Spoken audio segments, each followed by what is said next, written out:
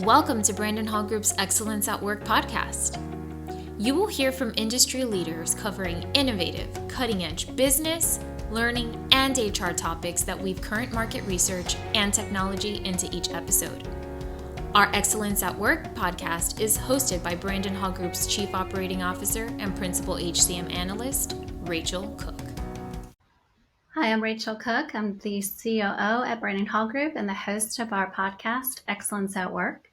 I'd like to welcome with us today Andrew Burns from BTS. He is the Vice President, and Andrew has a background or is responsible for partnering with clients to accelerate strategy, alignment, and cultural change initiatives. He's worked his work spans the employee life cycle from developing assessment centers for hiring and leader development to defining what great leadership looks like within an organization's unique context. Andrew has extensive experience working in industries ranging from aerospace to oil and gas, utilities, and software. And BTS has also been, other executives have joined me over the last couple of years here on our podcast. So I love getting different perspectives from the organization, from BTS. They're a great partner. They are a gold preferred provider of Brandon Hall Group. They've received 44 Brandon Hall Group Excellence Awards in this past year, so congratulations. And also we're looking forward to having them as a sponsor of our HCM Excellence Conference next year, February 12th through the 15th. So I hope, Andrew, I hope to see you there and your team, and welcome. How are you doing, Andrew? Fantastic, Rachel. Thank you for the introduction. I know it was a bit of a mouthful, but just really to summarize, I've been, really on this adventure to explore what the future of learning looks like, what it means to a lot of our clients and BTS as well. But super excited to get to chat with you today, and looking forward to the discussion. Likewise, and I know you've kind of grew up at BTS, it sounds like. And so tell me, how did you get started with BTS, and what's the secret sauce that has kept you there this long? Yeah, so I mean, we were chatting before. I just passed the 11-year mark, and this was one of the first roles I took after graduating university, and kind of never would have chosen it by nature of what all my friends were going into and all my colleagues and peers. But when I was first introduced to the culture and the organization, I was just blown away by the opportunities that I was given to work with kind of world-class clients and really amazing people and culture. We're a Swedish company by founding, and so some of the Swedish culture has really permeated all the way through our culture, which gives us a nice sense of balance, but also passion for doing amazing things. We talk a lot about being big-hearted and high-performing, and that's kind of me year after year, because there's always something new to do, and we do it with big-hearted people. So. Nice. And we are going to be talking more today in our conversation or chat here about the culture and how organizations scale a culture of personalized learning and practice. And I think, to what you just said about the culture at BTS and having that, the ability to be focused on performance, but also on its people, and to balance how to get the most out of your people, but having a culture that is offering a lot of opportunities. And so can you talk a little bit more about what does that look like, and what are you seeing and hearing from your clients about the future of learning? Yeah, absolutely. I mean, I think, and the pandemic, that we've all talked about this a lot, but I think the pandemic revealed the humanity that exists in all of our organizations and all of our cultures. For the first time, we get to see each other's home offices and children running through the background. And so much of what we've seen and are hearing from our clients as we come out of that pandemic wave is, how do we not lose some of that humanity within organizations? Because we know that the more that organizations can help individuals connect to, their purpose, what they stand for, that they're going to have higher engagement, they'll have higher retention and higher performance. And so, I've been on a little bit of a listening tour with some of my colleagues at BTS all across the world, really listening and trying to understand, where are our clients' learning organizations? What are they seeing as opportunities for them to help individuals connect to not only individual purpose, but the skills and capabilities that they're going to need in the future. There's a lot of excitement and anticipation with, technology changes, growth opportunities for different markets. But at the same time, there's a lot of anxiety with, how are individuals or organizations going to continue to perform at the same level? With the rise of artificial intelligence, what are implications of that? How do we ensure that, the largest organizations can continue to grow and create amazing cultures, and then those that are up and coming can continue to, really disrupt and bring, amazing innovations to the world. And I might be biased, but I believe learning organizations for the first time ever are having a seat at the table to help, drive those changes within each organization. And with that comes, a new set of responsibility for learning and leadership development, whether it's within the HR or decentralized within, different units within an organization, to recognize that, learning isn't just about delivering training, content, and programs, but really it is the engine to drive workforce readiness to develop the skills that are needed for this future that's coming, as well as to drive just an incredible employee experience. So that's kind of what we've been seeing, what we've been exploring. And then as we unpack, what that looks like at every organization, just some really interesting, uncommon insights that have started to come up about what world-class organizations are doing, and those that are trying to, continue to reinvent and explore what learning means within their culture, and really trying to do something differently than what was done pre-pandemic. Right. I like how you started with you recently were on a listening tour. And so I haven't heard that in that perspective. That was, it's a nice way to kind of articulate, really taking a step back and kind of listening to what's on the mind of your clients or what's happening around you to kind of get an assessment and kind of like a temperature check. And from what you've seen or heard, what do you find that isn't working? Yeah, well, there's a lot that is working. I mean, I've just been blown away about some of the strategies that are being implemented from learning organizations. But as I mentioned, learning organizations are having a seat at the table, which really means they're getting invested in from the C-suite or their organization is putting more dollars, time, and resources behind learning and leadership development. Yet often it's reported that most people aren't getting the development opportunities that they need. And so if we think about what isn't working, there's a couple things that have come up again and again. One is this notion that if we build it, people will come. And really what that means is, these organizations, may throw a ton of investments behind, technology platforms, content libraries, and really trying to open up and flood the organization with new learning opportunities.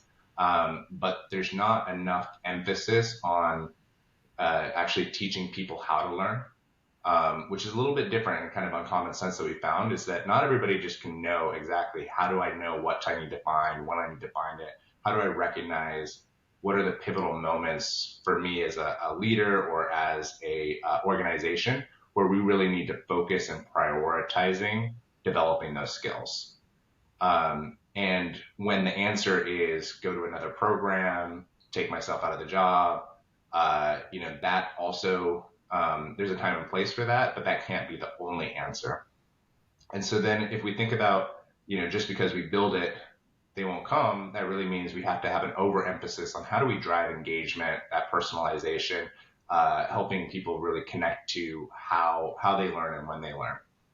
The second thing that we really saw is, and this was, a byproduct of the pandemic as well is, for the first time, everybody is now more fluent with digital virtual environments and kind of learning on your own, if you will. But at the same time, we crave human connection. And so if as an organization, we over rotate on that and we scale out human connection, that's also a recipe of, creating an unengaged workforce, an uninspired workforce.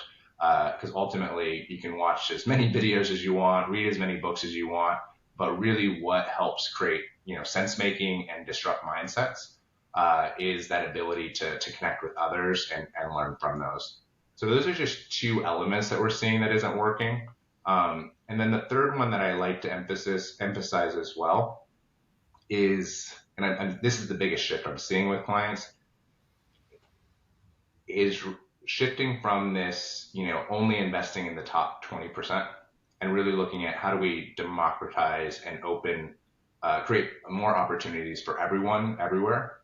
And that's a really inspiring element for me because, again, sometimes the best leaders, the best ideas don't come from the most senior folks in the organization or those high potentials. It's having an opportunity to connect, to learn from those that, might be rank and file within the employees. And so this shift from just the high potential or just the top 20 to really democratizing is something that's also very inspiring. It also drives greater inclusion because you are opening it up to a larger community of people, whether they're in your organization where you can give them more opportunities, or even seeking out different types of candidates to bring into the organization that you can help develop the type of skills that they need. And the skills are constantly changing in this era of technology and where it's continues to evolve and innovate. Yeah, and it's not always stuff you can see on the resume. And that's, the organizations that are recognizing that and tapping into that. They're really seeing some interesting things come as a byproduct. Yes. How are leading edge organizations approaching learning differently? You mentioned a few things. What else are you seeing? Yeah, so, things that I found that were uncommon. So if we think about, again, teaching people how to learn, which also means that learning organizations need to deeply understand their learning culture. And sometimes on the listening tour, as we're talking to clients, it's like, oh, we don't have a learning culture. And when we actually talk to their leaders or their individuals, we actually found a different story. They actually have a really vibrant learning culture, but often, our learning organization, especially when it's centralized, tends to ignore it or not tap into that. And what we found, those that are kind of world-class learning organizations, how they're approaching it a little bit differently is they are taking the time to deeply understand and empathize with how is information shared, how are people connecting with each other already, and tap into that rather than trying to implement solutions, programs, ways of learning that may or may not work with the current learning culture. And what's interesting about this is that a few years ago, one of the big consulting firms came out with learning maturity, and that continuum is very exciting because it's like, I want to get to the upper right to have a agile learning organization. But if you try to jump right to an agile learning organization, you're more likely to get org rejection, culture rejection, because people aren't ready to learn that way. And so understanding and meeting people where they are, and looking for ways to experiment and slowly shift the learning culture towards whether it's more continuous learning, more personalized learning, more agile learning organizations. That was something I just thought was really interesting, that they spend a really incredible amount of time listening to their people and understand how people want to learn. Mm-hmm. The second element, and this was really fundamentally has shifted how I'm starting to partner with my clients, is that the best and leading edge organizations recognize that there isn't just a silver bullet or one size fits all for helping build the skills for tomorrow. So as they understand their learning culture, they also need to know that they need to optimize delivering and supporting leaders and individuals and organizations with connecting with community experiences and content. And you really need all three. What we saw, 2020 and 2021 is content was everywhere, right? And the rise of the learning libraries and the MOOCs, there's no shortage of content. But we know that content alone doesn't deliver any type of change within an organization because nobody does it or consumes it unless they have to. From an experience perspective, I'm an experience junkie. This is how I grew up in BTS. We built amazing different experiences using simulations and really helping people experience what their job role in the future might look like. And it creates a lot of motivation and momentum, but experiences alone without content or community, there's no accountability to continue to build new habits. And then likewise with community, we saw a rise in investments in creating communities within organizations or even across organizations. But without that connection to experiences or content, it feels good at first, but the attrition and keeping it alive, we see a big drop off very quickly. And so what I'm seeing with these organizations is they recognize they need all three in order to be successful. And really driving some of the change. We need community, we need experiences, and we need, access to world-class content. And constantly trying to experiment and adjust that formula to ensure that they're meeting people where they are. And this is where that personalization comes in, of how are you connecting people with the right content, the right experiences, and the right community, so that it builds upon itself and reinforces the skills that you're looking to build for tomorrow. You mentioned skills and mindset.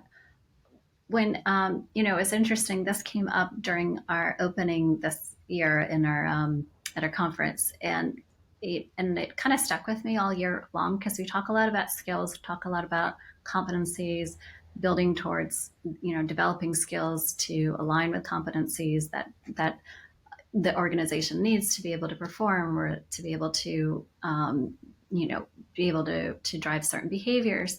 However, I want to get your perspective, but this kind of stuck with me. It's not necessarily about skills so much, but it's about mindset. Because if a person doesn't have a certain mindset, they're never going to develop the skills that you need. So how do you connect that mindset or with those skills, or how are those two connected, and how do you align that to what you bring to help develop people? Yeah, absolutely. Thank you for bringing that up, Rachel. I mean, this is another, piece in my own journey of recognition of, really what helps organizations change, shift cultures, to develop skills. And the element of mindset is, our core belief is that in order to truly develop skills, you can't just pile on new frameworks, new tools. You do have to address that underlying mindset, whether it's creating the more productive mindset or addressing the unproductive ones. And I'll give you like a simple example.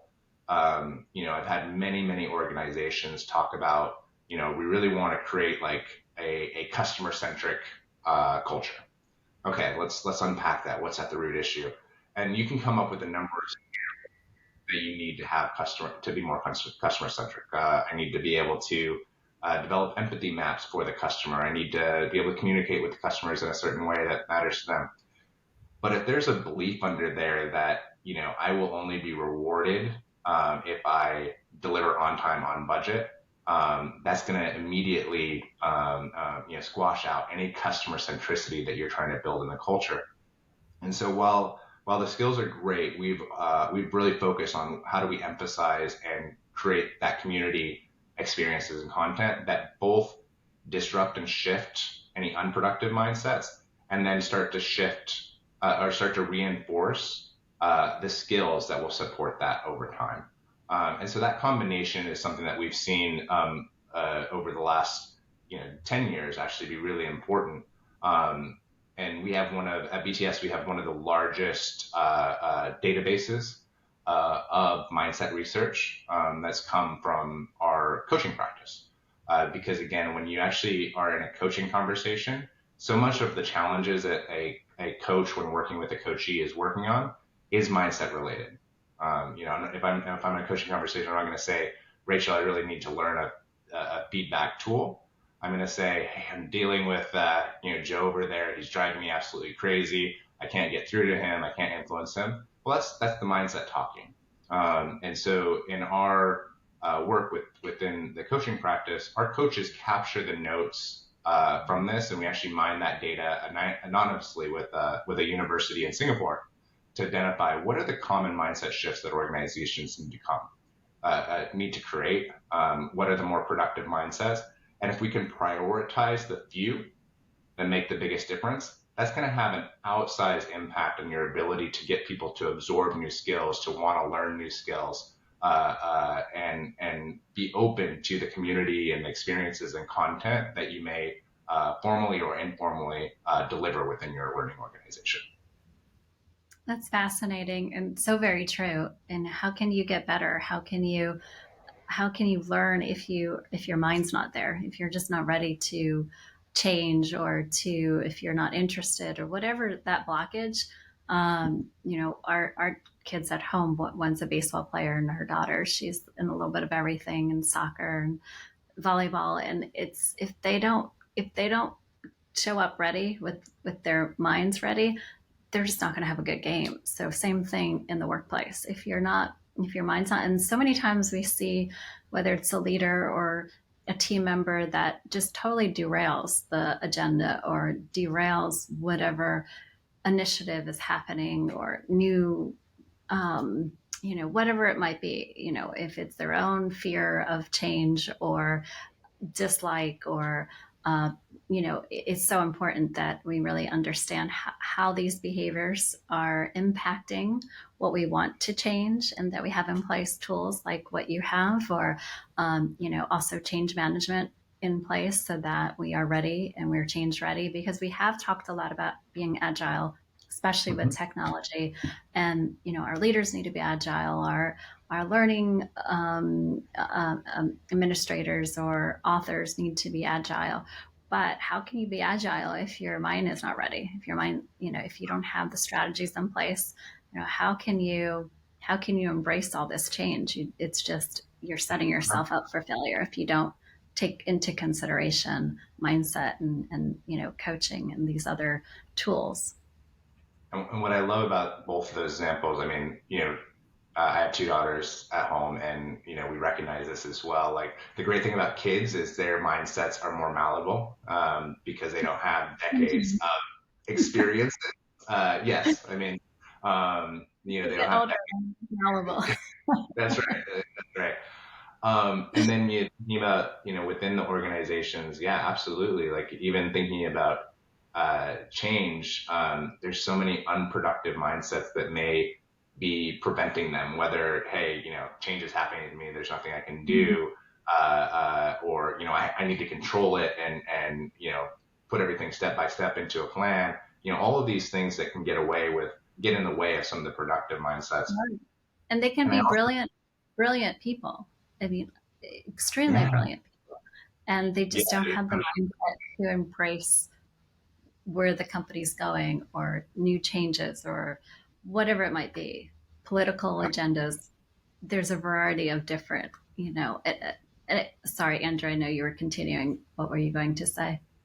No, I mean, I nerd out on this. Like, I could talk about this forever. The one other element that this is probably going to be the rest of the year that I'm going to be really unpacking this a little bit as well. But another thing that we see in organizations is, if you think about every elite team in the world, they spend 90% of their time practicing and only about 10% of actually performing. And in the corporate or in the business or in companies, it's the reverse, right? It's, you have 10% opportunity to really practice, to fail, to learn, to get feedback as well.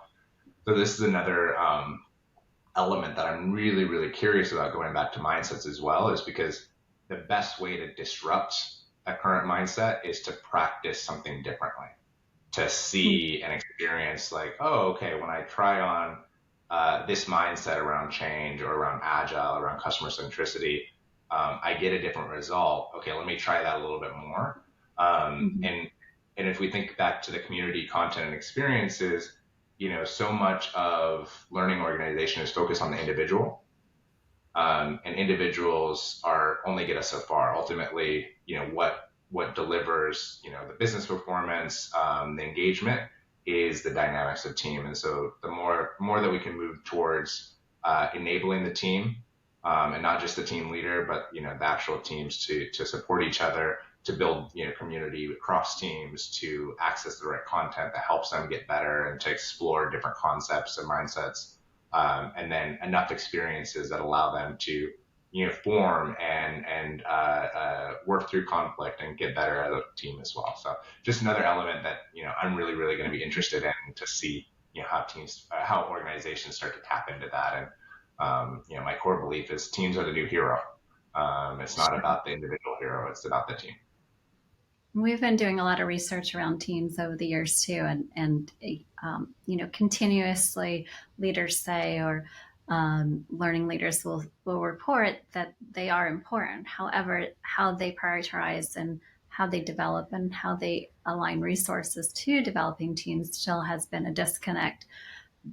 Though it's starting to shift a little bit, we do see more of a focus on team dynamics and especially how how projects are done and how we see environments are operating. You have Yeah. whether you're an individual contributor or a manager, you're working in some team capacity, and so Mm-hmm. you have to have a certain level of IQ to be able to interact with all these different types of personalities to be able to make or influence or drive certain changes. So it's interesting, and I love what you said about the elite, elite whatever performers or athletes or professions. They do spend an exorbitant amount of time practicing, and then the actual peak of their performance or game is very little percentage in contrast to their practice. And so I think we take for granted in the workplace what we have to accomplish. And so it's interesting. I love how you put that. As we wrap up here today, my last question to you: what advice would you give to learning leaders who are looking to get started, and where should they begin? Yeah, it's a great question, and again, every organization is going to be on their own journey, whether they're reinventing how they deliver more personalized learning or more mature learning and leadership development approaches, or whether they're building it from scratch for the very first time. But there's always somewhere to begin, and so a couple of things that I continue to go back to again and again is, remember that the technology that can support your learning organization, it should complement both what your learning strategy and learning culture is, not the other way around. Trying to force fit your culture, your learning culture to fit the technology, is a recipe for failure. Secondly, the more that you can think about what are the critical moments as well as mindsets that are going to have the biggest change or shift on where an organization is trying to go, is going to be much more effective. And then using the right balance of community experiences and content to both address those mindsets as well as those moments. And then, of course, this has always been true and will continue to be true, is, don't lose sight of the business context and the practicality of what you're trying to deliver into, and don't scale out that human connection. Because I know scale is important, and the first thing we want to do is to not let people connect, but that is going to have the biggest return on shifting, is to bring people together to help people connect with each other, whether formally or informally. Thank you, Andrew. Well said. And thank you for joining us today. I appreciate all of your information here and insights, and it's a fascinating discussion. And thank you, everyone, for joining us as well and listening in. Andrew, anything else that you want to leave our viewers today with? I just hope everyone has a really wonderful year and has fun while doing it. So thank you, Rachel, for having us. Thank you, Andrew. Bye for now. Bye bye.